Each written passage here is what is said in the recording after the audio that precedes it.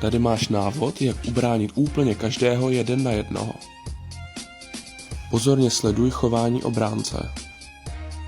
Chytře zmenšuje svoji vzdálenost od útočícího hráče, tím, že pomalu odsouvává v bočním postavení.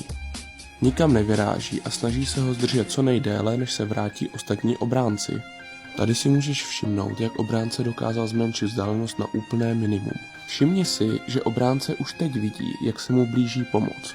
Proto si udělá takové obranné postavení, že nechá otevřenou levou stranu, kde už má pomocného hráče, a sám se připraví na sprinterský souboj na pravou stranu.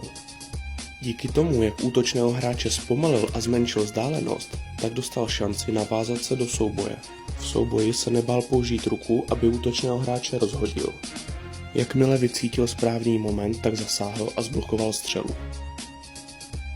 Pro více hodnotných rad nás nezapomeň sledovat a přečti si